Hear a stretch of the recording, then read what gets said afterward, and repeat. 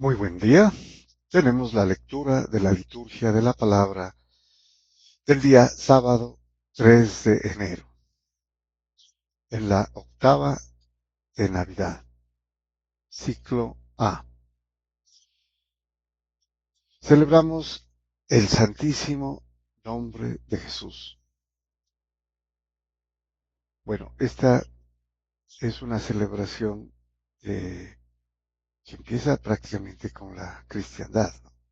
Con la iglesia, pero que luego se fue propagando y formalizando,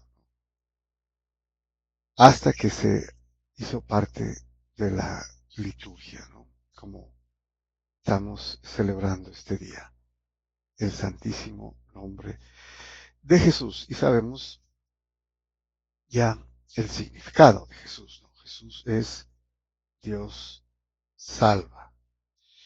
Y normalmente vemos la eh, representación en el monograma eh, en griego, que está aquí, y son las letras griegas iota, eta y sigma, ¿no? Que es el comienzo de el nombre, que es Jesús. Bueno, también se la puede encontrar como JHS, pero el origen es precisamente el nombre griego de Jesús. Nuevamente, Dios salva. Muy bien, vamos a la primera lectura. Tenemos la lectura de la primera carta del apóstol San Juan, capítulo 2, versículos 29 y del 3, capítulo 3, del 1 al 6. Bueno, veamos qué nos dice el apóstol San Juan en esta carta católica. Queridos hermanos, si saben que Él es justo, reconozcan que todo el que obra la justicia ha nacido de Él. Aquí es importante que el que obra la justicia ha nacido de Él, o sea, el que hace o pone por obra las palabras del justo, ¿no? Que es Jesucristo.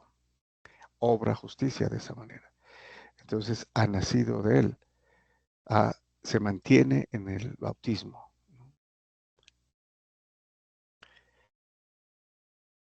Miren qué amor nos ha tenido el Padre para llamarnos hijos de Dios, pues lo somos. El mundo no nos conoce porque no lo conoció a Él. Queridos, ahora somos hijos de Dios y aún no se ha manifestado lo que seremos. Sabemos que cuando Él se manifieste, seremos semejantes a Él. Cuando Él se manifieste, o sea, en el final de los tiempos, ¿no? Y escatológicamente, podemos decirlo, en el juicio final, ¿no? Seremos eh, espiritualmente como el cuerpos espirituales, ¿no? Semejantes a Él, no iguales, pues obviamente no, pero la idea es entender que desde aquí, desde la tierra, en este espacio-tiempo, eh, muy pasajero, somos parte de su cuerpo, miembros de su cuerpo, ¿no? De su cuerpo místico que es la iglesia. Entonces ya de alguna manera degustamos ese ser semejante, seremos semejantes a Él, que lo seremos completamente en el cielo, ¿no? Bueno, entonces sabemos que cuando Él se manifieste seremos semejantes a Él porque lo veremos tal cual es. Entonces, esa es la idea, ¿no? Lo veremos tal cual es. Entonces, así como lo vieron los apóstoles resucitado, lo veremos también tal cual es, en su gloria, ¿no? Todo el que tiene esta esperanza en Él se purifica a sí mismo como Él es puro. Entonces, permaneciendo en Él, ¿no? Al permanecer en Él tenemos fe, esperanza y caridad. Tenemos esa esperanza de estar con Él. Todo el que comete pecado quebranta también la ley, pues el pecado es quebrantamiento de la ley. El pecado quebranta la ley del amor, que es el resumen, ¿no? El que cumple la ley del amor, amar a Dios sobre todas las cosas y al prójimo como a sí mismo, dice, cumple toda la ley. Pero el que peca quebranta la ley que es la ley del amor. Y saben que Él se manifestó para quitar los pecados, y en Él no hay pecado.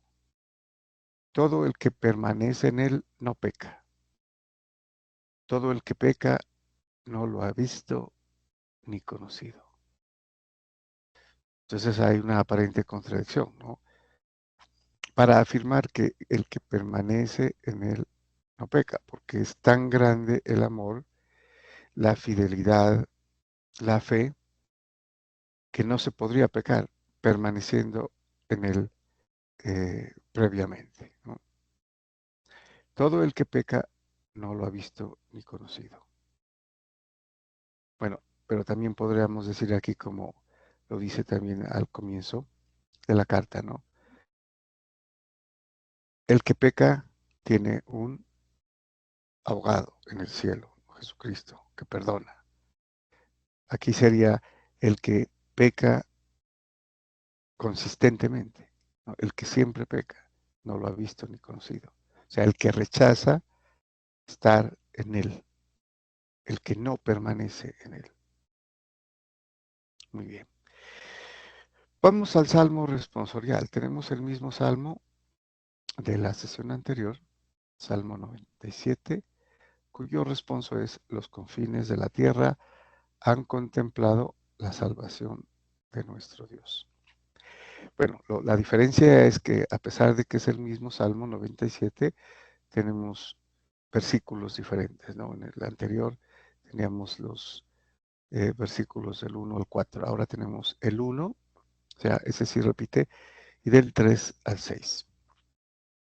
Entonces esta parte, digamos, es más de tipo eh, mesiánico, ¿no?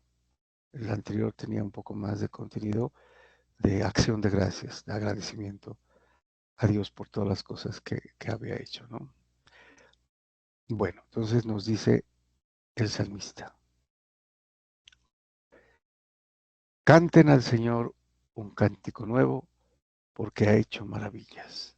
Su diestra le ha dado la victoria, su santo brazo. Que es lo que cantaban los judíos cuando les proporcionaba una victoria contra sus enemigos. Bueno, entonces, acción de gracias. Los confines de la tierra han contemplado la salvación de nuestro Dios. Pues aquí ya se refiere a la salvación, ¿no? A la era mesiánica. Se hacia adelanta, ¿no? Por eso es profético, es una profecía mesiánica. Los confines de la tierra han contemplado la salvación de nuestro Dios en la plenitud de los tiempos, ¿no? Cuando Dios asume la carne, ¿no? La humanidad. Aclama al Señor tierra entera, griten, vitoreen, toquen. Tierra entera. ¿Mm? Entonces, si la salvación de Dios que han contemplado los confines de la tierra, obviamente tienen que aclamar, ¿no? Con gritos, con música, con aclamaciones. Entonces es muy mesiánica esta parte. Tañan la cítara para el Señor, suenen los instrumentos con clarines y al son de trompetas aclamen al Rey y Señor. ¿No? Rey y Señor le decían a Dios, ¿no? A Yahweh. Para ellos era Rey y Señor, pero ahora, como esto es profético, profecía mesiánica, es al Rey y Señor Jesús, ¿no? Rey del universo. Muy bien. Y terminamos con el Evangelio según San Juan. Continuamos, ¿no? Con el capítulo primero de San Juan, versículos 29 al 34. Bueno, esta es secuencia del anterior.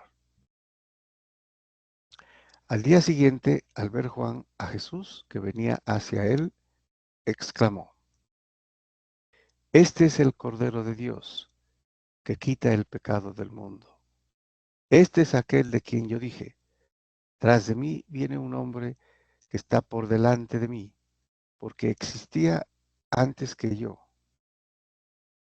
Yo no lo conocía, pero he salido a bautizar con agua para que sea manifestado a Israel. Bueno, veamos que en el anterior pasaje él respondía que él no era el Mesías, ¿no? Y obviamente en este pasaje, que es eh, el siguiente, ya lo hace, ¿no? Cuando ve a Jesús. Dice, este es el Cordero de Dios que quita el pecado del mundo, ¿no? El Mesías prometido y profetizado en el Antiguo Testamento.